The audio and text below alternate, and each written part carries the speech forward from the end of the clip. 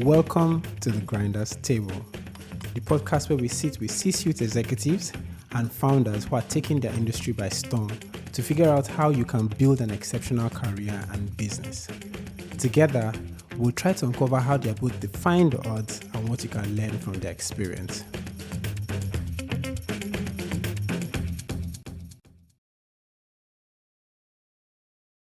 Today's guest built Ethiopia's first licensed payment system operator, advised the Prime Minister's office on job creation, and now operates from Tokyo, helping Japanese bonds find their way into the African market. But here's the twist. He believes Africa's obsession with leapfrogging technology might be its biggest mistake. Please join me in welcoming one person that I'm actually excited to have on the podcast, Bernard Laurendeau. Let's actually get right into it. You've lived in 4 different business cultures, which is quite amazing.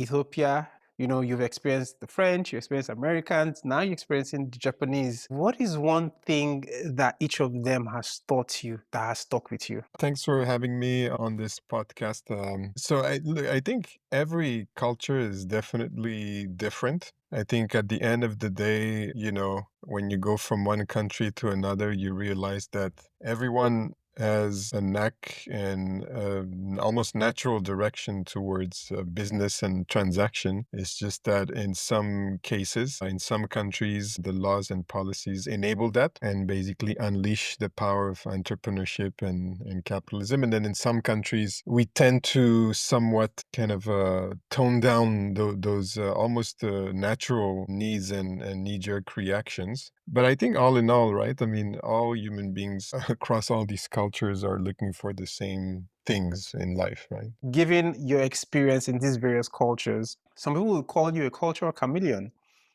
And how have you owned that as a superpower? Well, I mean, you're so kind, but a lot of us nowadays are global citizens. I'm pretty sure you are also very much accustomed to different cultures. It turns out that in my case, my mother is Ethiopian, my father is French from the west part of France, and yeah, I grew up in somewhat of a multicultural environment in a French school. And then even when I was in French school in Ethiopia, and then even when I was in France, I was in a place where it was also somewhat international. So, and I think I really enjoyed, in the end, I think some people like to qualify it as a clash of cultures. I tend to see it more as a coming together of people from different directions and different parts of the world. And yeah, it's just fascinating, right? How people make decisions, how they their relationship to hierarchy, the way they tend to either listen to all voices or not,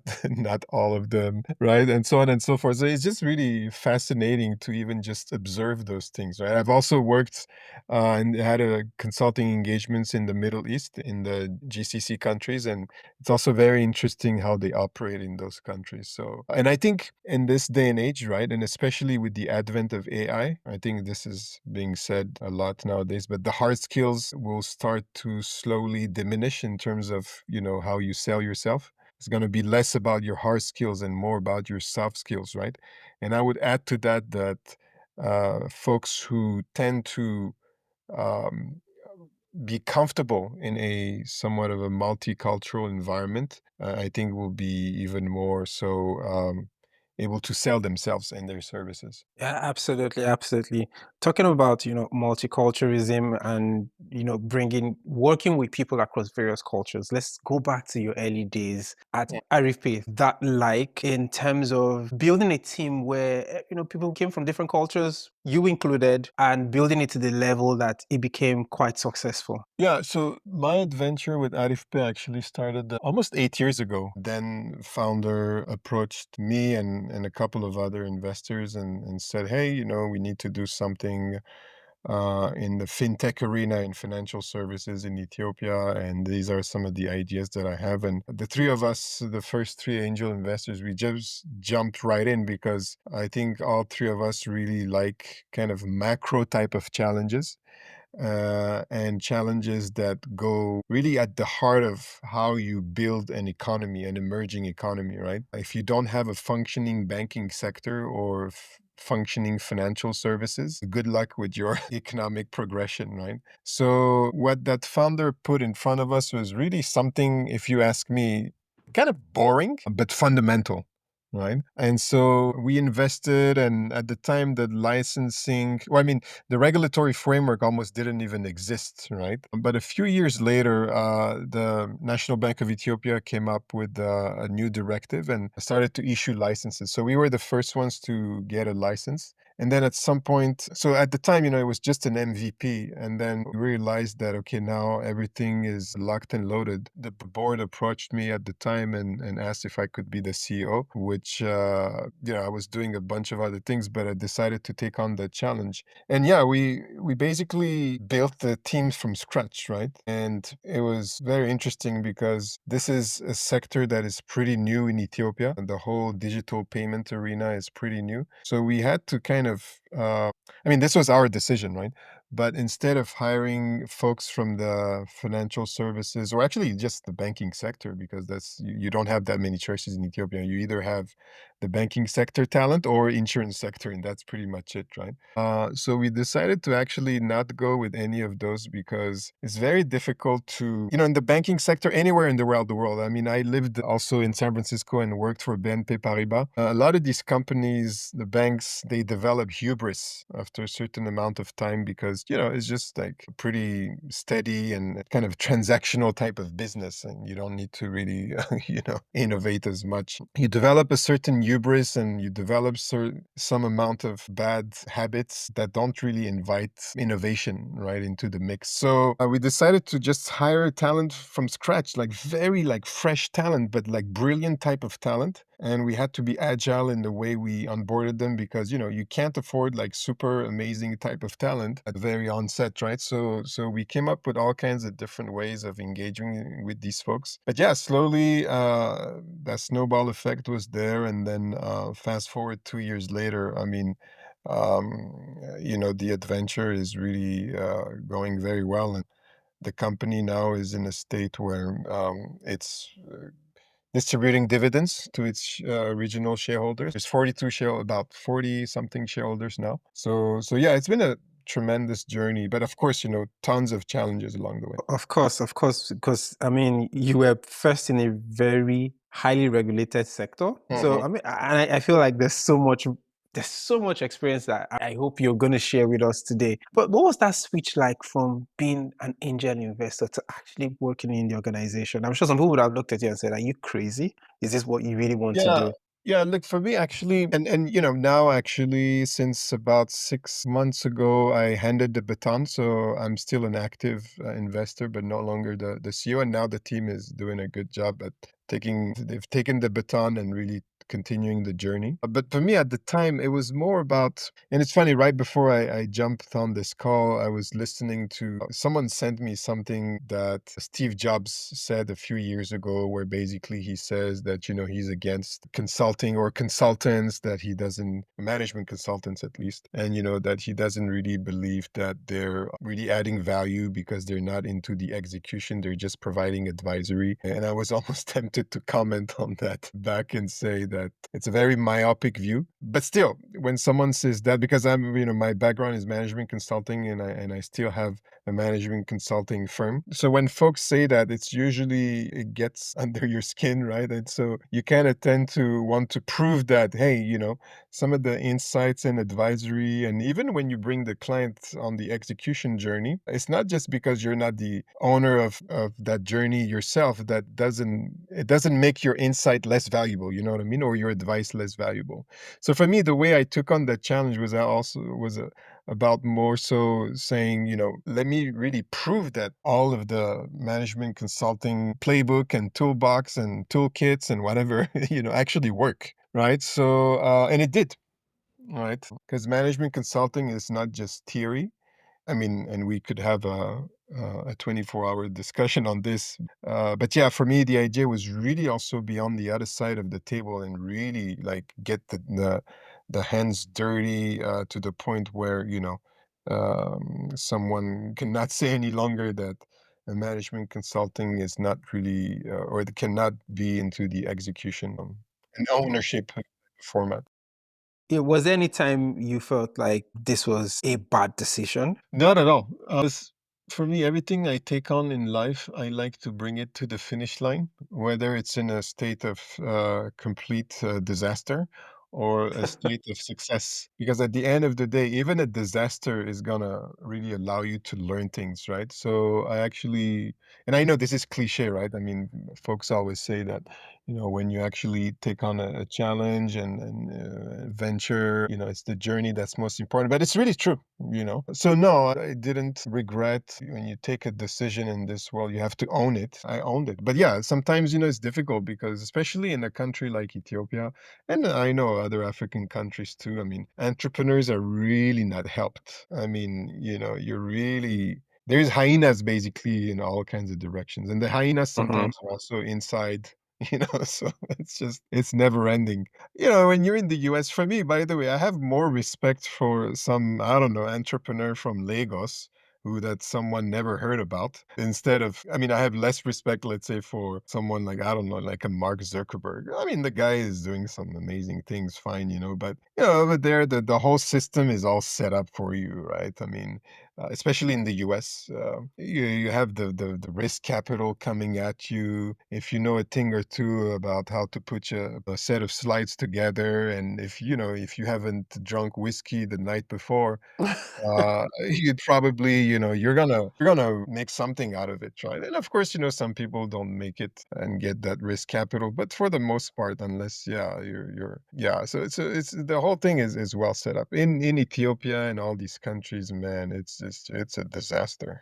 Yeah, and you're absolutely correct. I think my first time in San Francisco, this is over 10 years ago, it felt so surreal where I could see we were at the bar and all of a sudden somebody was pitching and somebody was like, I'm going to invest X thousand dollars. I'm like, huh? Yeah, Is it that easy? yeah, it yeah. was it was it I mean, was quite look, the interesting. the figures are just mind-blowing, right? I forgot the exact numbers, but I think Silicon Valley in just I think was it 3 weeks or 2 weeks? I forgot. But raises the amount that Silicon Valley raises in terms of when you look at the whole ecosystem in 2 or 3 weeks, let's just say it's 3 weeks, is equal to what Africa raises in 1 year. Africa, I'm not talking Yeah. about like one country. So it's just like mind boggling. And it's not just coming from Silicon Valley, it's the whole system because, you have the pension funds and the whole game is set up in a way that people can actually take risks, right? And they can go on a talk show at 8 p.m. at prime time and tell the host that they haven't made a dime actually in the last 12 years. And people are gonna laugh and everyone is go home and the next day the guy is back at work, right? In a country like Ethiopia, if you tell your shareholders that, you know what, the last 2 years I didn't make money and maybe it's actually gonna continue like that the next 3 or 5 years. The next day, there's no next day for you.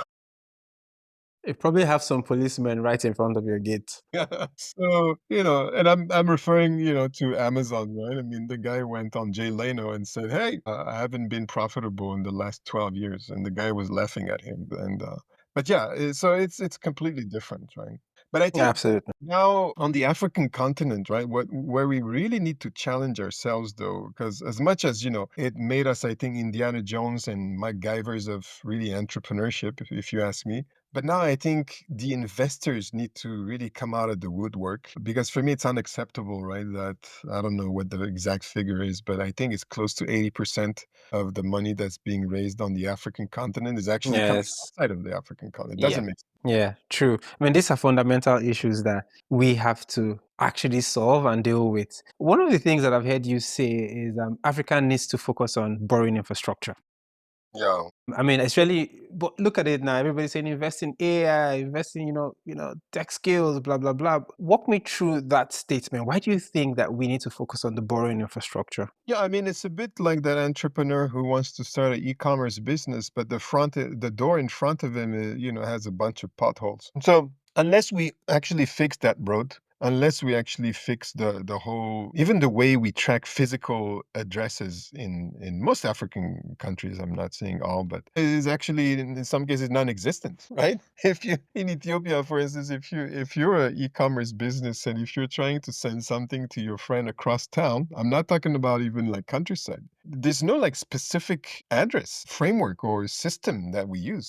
We're just going to say, go in front of that building, building XYZ, and then there's going to be a gray door. Those kinds of indications, that's not scalable. Right? So someone needs to do the boring thing of like coming up with like the physical address system. And it's very boring. It's not sexy. There's nothing AI about it, but someone needs to do it. But Someone needs to build this that bridge. presents an interesting challenge, right? So Yeah. how do you convince that, again, we just repeated a stat that shows that most of the money invested in startups on the continent comes from outside the continent. How do you then convince somebody like that who is very excited about AI and blockchain to invest in, say, something like parking meters? Yeah. So look, I think it's not rocket science, right? I think when you look at countries like, and I know they're at a different size, different dynamics, but let's just take proxies or examples such as Singapore or some of those GCC countries. I mean, 40 years ago, we all know, right, that that was a desert in and around Dubai, and Dubai doesn't have oil. It's Abu Dhabi and fine, you just take Singapore and even South Korea. They had malaria in the 1960s. But what do? They just, again, enabled those forces that I was talking about earlier of entrepreneurship to be unleashed. Um, folks came back because they felt like, there was also something in it for them. And when I say folks, it's mostly, some people who actually got educated abroad. They came back why is it that, when Donald Trump goes to GCC countries, he doesn't have to speak Arabic. He speaks this, they all speak the same accent with the same accent as him, or maybe British English actually, because they all went to, the UK, the US, whatever, and then they came back. And that's Mhm. the big difference for us on the African continent. We don't come back. We just stay. So, right, that Nigeria, for instance, there's more Nigerian doctors. Maybe now, I don't know, the figures are different, but at some point, there's more Nigerian doctors in London than in Nigeria, and so on and Yeah, so forth, right? So there's no secret. The folks need to come back. Talent needs to come back. Do the boring things. 1 out of 100 of those people who come back, they'll do something sexy. But the 99 need to do the boring work. But they still need to see and feel that there's something in it for them, right? That it yeah, could be a win-win-win for, the guy who builds that physical address system to the guy who's going to build that sexy thing and so on and so forth. yeah. So, True. yeah, Yeah, we can't, you're correct. We can't have the sex without the boring things, the unsexy things behind the scene. That's just the truth. yeah. So what led to your decision to focus on the Japan Africa connection? And let's talk around about your end corporate vision. What led to that? Yeah, so I think especially 2025, right? I think as we all know, it's almost as if the operating system that we were on is being upgraded for the whole world, right? I think we were on MS-DOS up till now, and now we're going into, I don't know, pick your favorite operating system. The whole geopolitics of the world is changing. The way Africa or let's say the West is engaging with the global South is shifting. The center of gravity of this world is also shifting, or maybe there's no one only center of gravity. There's going to be maybe different centers of gravity. And so some countries in Africa have been, for some, I'm sorry to say, but the train has left the station, and I really wonder how they're going to catch up.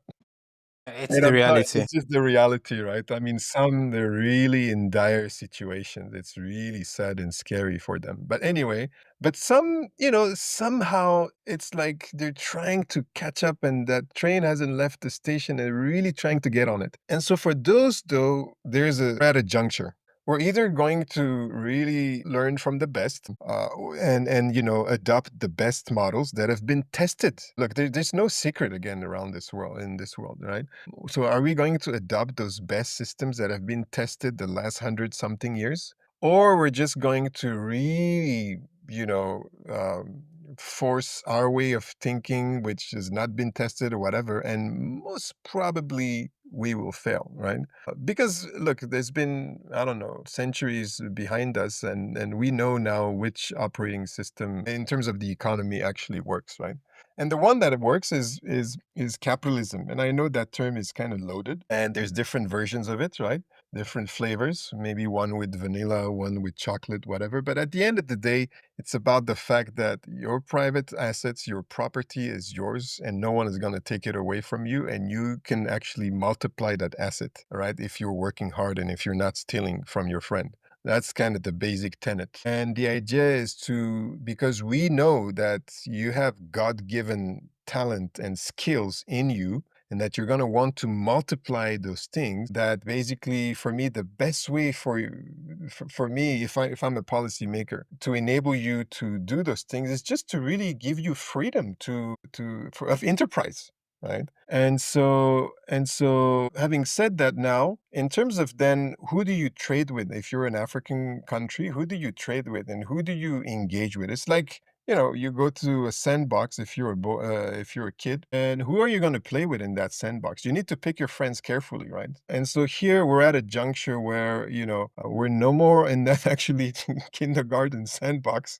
We're now maybe like a teenager, some of us again. And if we don't pick our friends correctly, we're gonna maybe ourselves into some bad situations, right? And I think there are some good friends and bad friends. And so some friends who can actually transfer some technology, transfer some knowledge, and some that maybe they're not bad kids, but it's just, they don't really share that knowledge. And some that come to you and make you feel like maybe you need charity, but in the end, they're actually taken away from you, right? Yep. But the good news is that that also model has been annulled. Donald Trump basically came around and said, "That's it, no more Yeah. aid." Or at least to a certain extent, right? There's still going to be some humanitarian stuff, but and they said it themselves, right? Marco Rubio said that for every $1 that was leaving Washington D.C. or zip code 22101, or you add a zero to it, um, only 12 cents, or I forgot, 15 cents made it to the, and I hate that term, beneficiary, but 15 cents only. So, that operating model is no longer going to exist because, once the US sets the tone, the rest of the world is going to follow, right? Yeah. Okay, fine. So that's one. But then you look again around the world and you're like, okay, who do I work with? And there's some partners that are super interested now for a few decades. And those are Japan is one of them. Japan for the last 30 years has been without making any noise, no massive PR, no, for instance, very few people know about this TICAD conference that's happening every 3 years, and the next one is happening in Yokohama. But, it's happening for the last 30 years. But when it happens in Kazakhstan between the African leaders and heads of state and the Kazakh leader, everyone is going to hear about it. Or when Everybody. it happens in Turkey, everyone. So Japan, they do things, silently, but they're in it for business. So it's a transaction too, very capitalist country. But at the same time, they want to help a man how to fish, or teach them how to fish rather than just hand them a fish, right? And of course, they also have some grants here and there and some programs like JICA that are doing a good job, etc. But for the most part, they want to engage in a very business and trade oriented. So when you look at it from that lens, we believe that Japan as a partner can really be one of the best partners, and not the only one. I think also that the US is going to become, and find some European countries. Not everything needs to be thrown into or needs to be considered as the chaff, right? Or the weed. But yeah, Japan is a very strong trading partner for most African countries, and we just need to actually capitalize now on that relationship and just read. And the good thing also is that that relationship doesn't have like the intricacies and the complexities and the intricacies again of relationships such as with France and the UK, which are very complicated, right? Japan comes with business opportunities. You want to transact? Yes, no. Move on. Next. It's just very, and Japan also has their history and very complicated intricacies and things with Southeast Asia. But with Africa, it's pretty straightforward. Do you want to do business? Yes, no. And by the way, it's kind of same thing to the US, with the US, I mean. So yeah, I mean, I gave you a long-winded answer, but I think it's very important in 2025 for all African leaders to really understand who's showing up in your lobby. Because fine, 30 years ago, you only had either the French or the British. But now in that lobby, you have many people. But fine, who are going to be your best friends? You need to really think carefully in 2025 because you don't have the luxury of time anymore. I think it was the World Bank gentleman, the director general, was saying that the youth is definitely a demographic dividend in Africa, or can be, but it could also be like a train coming at you. It's not the light at the end of the tunnel, but I forgot how he phrased it. It's like a train coming at you, a freight train at high speed, right? And it's true. Youth unemployment is really a ticking time bomb, and that's why our time is counted, like literally counted. In Japan, in Ethiopia, as an example, we need to create 10,000 jobs a day if we want to keep up with the demographics. Per day, we need to create 10,000 jobs, and we're very far from it. So, Yeah. Yeah, yeah, it's a reality that we're trying to, all of us, again, it takes an ecosystem to solve this. We're all trying to solve for. But while everybody screams that, there is that African youth dividend, right? Very young people by 2050, there's that popular statistics that says that by 2050, half of the world's population will be African because very young and vibrant yeah, population.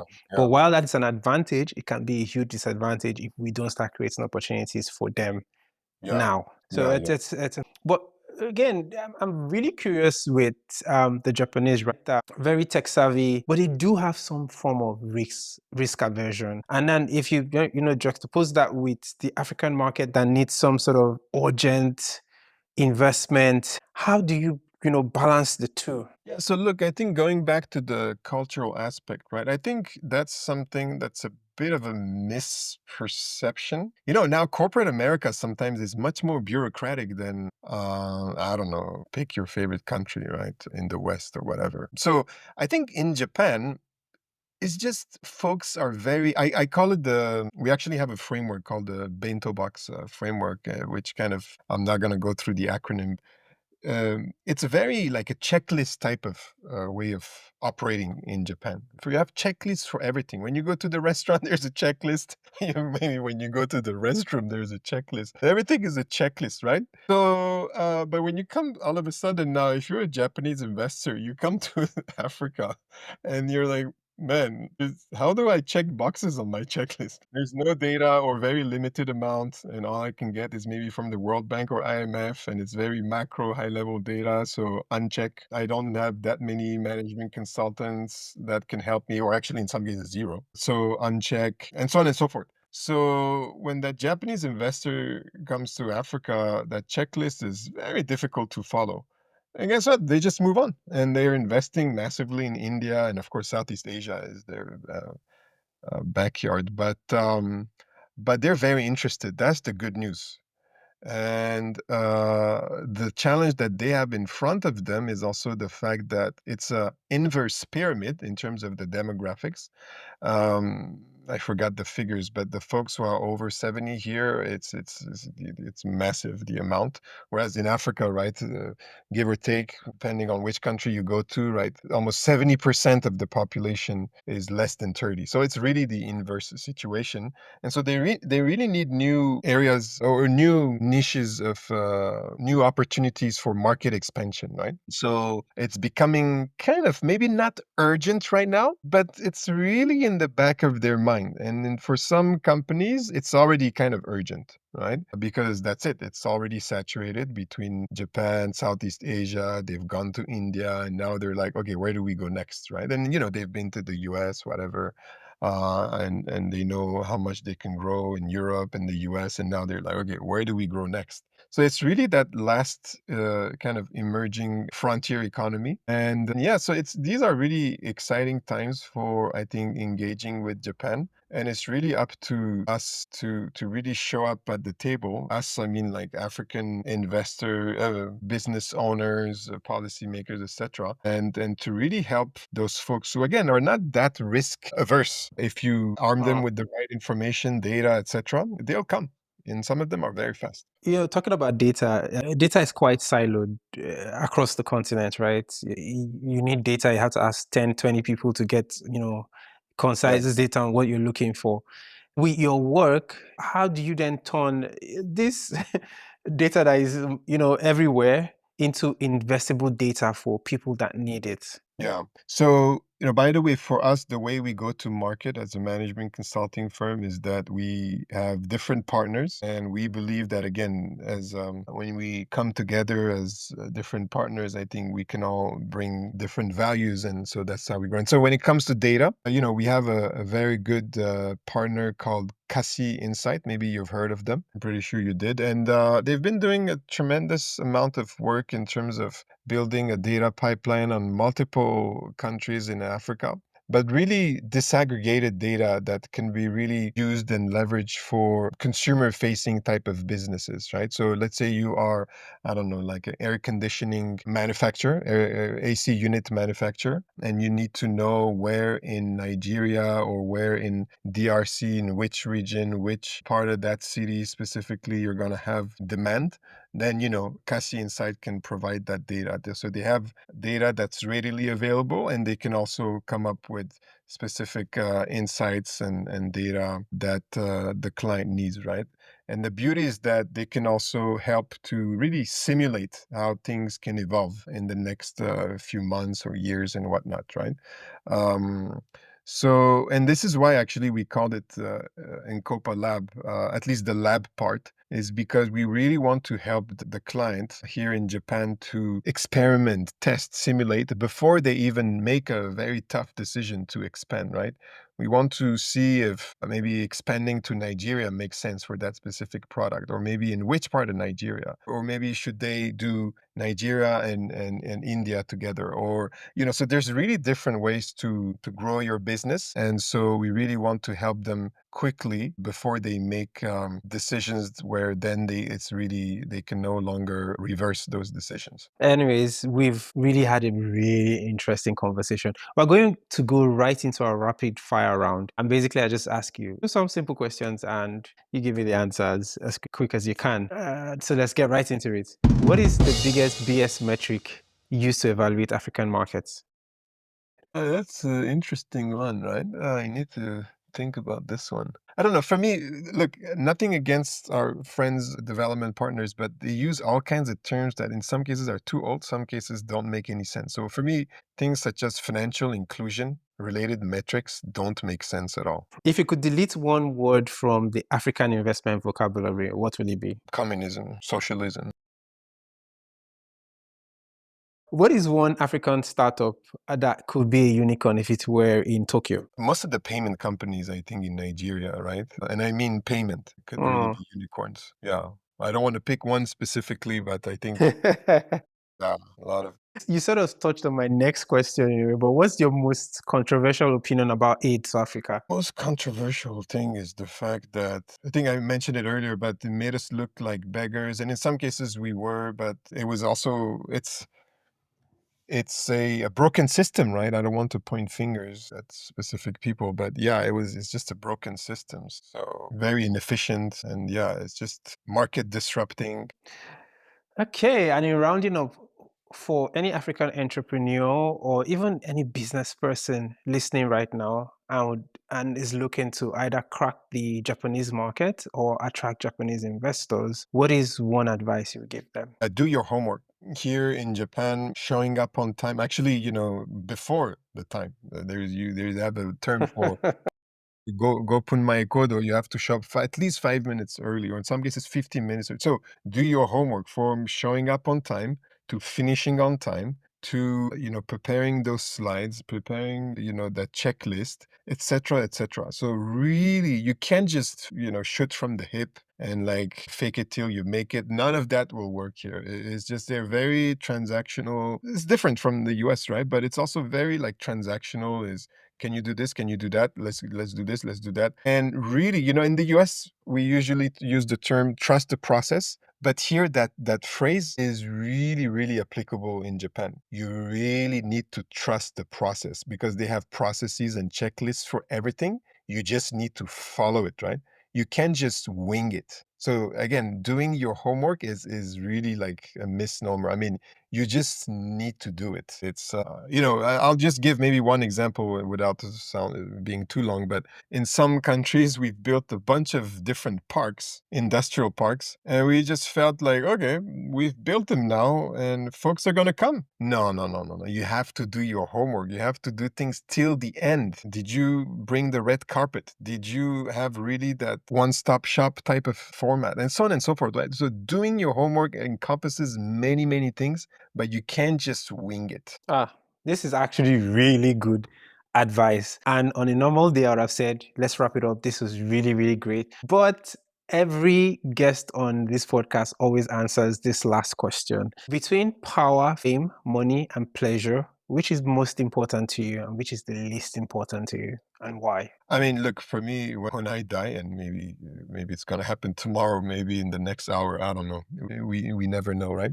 But I want to die with zero, nothing on me, right? It's really everything is fades away. So money is necessary for some certain amount of goods and certain amount of I mean things that you want to achieve, but at some point it's just like useless, or it just becomes actually um, it gets in the way, right? And you lose sleep at night over it. And so for me, money is definitely not up to a certain point. You need it for many things. And for me, it's I think power is very, I think, important. If you have, again, if you use it the right way, and even money, right? If you use it the right way, nothing wrong with it. But power is important because that's how you really can get things done, right? And we need to really develop leaders in Africa. That's why I think in Africa also we need to be much more comfortable with power. Our relationship, I think, with money maybe is fine now, but with power, we need to be much more comfortable with power. It's a good thing if it's used the right way. And we have very talented youth on this continent, on the African continent. But most of this youth, I always say, is left without leaders because in some cases the leaders are gone, or in some cases they're afraid of power. They've been told that, you're a corrupt person, all of you are corrupt, all of you are the same, and you need to be thrown into the fire. So, no, we have to correct our relationship with power. And if we use it the right way, the good way, it could go a long way. Right? So I think power is very important and very, very important for me too. Bernard, this was such a lovely conversation. Thank you for coming on the podcast. Thank you so much for having me. This has been the Grinders Table podcast, bringing you unfiltered insights from Africa's most compelling founders and business leaders. If you had found value in today's conversations, here's how you can help us amplify these stories. Take 30 seconds to share this episode with someone in your network who's building, investing, or curious about Africa. You'll be amazed at how many life-changing connections start from a single shared conversation. And if you're feeling generous, a quick rating and review goes a long way. It helps more founders and business leaders discover these powerful insights. Until next week, keep grinding.